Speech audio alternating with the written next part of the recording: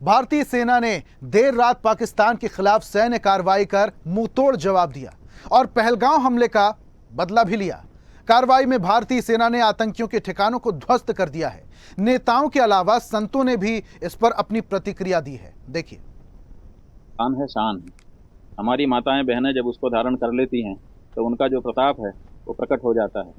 उस सिंदूर को आपने अपमानित किया, बहन के सामने उसके बहन के पति को आपने मार दिया, तो स्वाभाविक है कि जिस सिंदूर को मिटाने की आपने कोशिश की है उसी सिंदूर के नाम पर हमारे देश की सरकार ने ऑपरेशन चलाया है और अब आपको पता चलेगा कि सिंदूर में क्या पराक्रम होता है। पहलगांव में जो हुआ उससे मन बहुत आहत था। कल रात्रि 1 बजे भारतीय सेना ने और इस देश के सर्वोच्च पद पर बैठे हुए शीर्षस्थ न्यायिक प्रणाली के वो निर्णायक लोग, माननीय प्रधानमंत्री जी, रक्षा मंत्री जी, गृह मंत्री जी, आप सबका बहुत आभार। हम सब साधु, हम महात्मा, हम देशवासी, हम सनातनी इस अलौकिक व्यवस्था के लिए, और ये जो कल हुआ है ये आगाज है एक नए भारत के अंदाज का।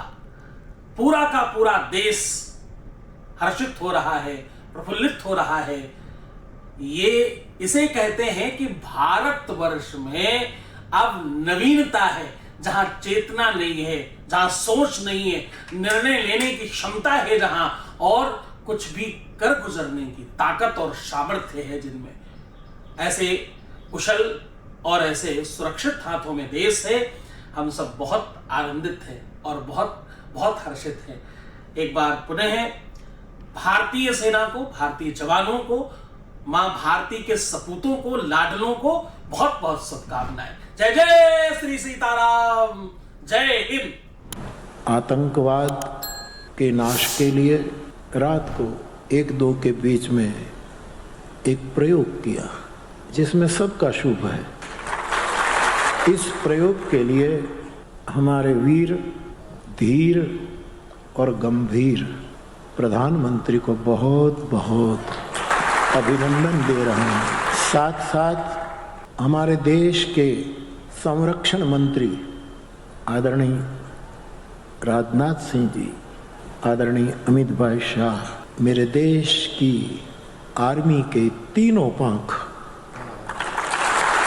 नेवी, हवाई और थल सेना, एक साधु के नाते पुनः एक बार कहूँ, सर्वभूत हिताय, सर्वभूत सुखाय, सर्वभूत प्रीताय। जो प्रयोग, मैं हमला शब्द का प्रयोग नहीं करूँगा, ये प्रयोग है, करने जैसा प्रयोग है। देश काल और पात्र को देखकर करने जैसा प्रयोग है। इसलिए मैं मेरे देश की समस्त जनता को बहुत बहुत बधाई देता हूं। ऐसे ही वीडियोस के लिए लाइक करें, शेयर करें, फॉलो करें। YouTube पर जाकर सब्सक्राइब कर बेल आइकन दबाना ना भूलें और ताजा अपडेट्स के लिए swedeshlive.com पर जरूर जाएं।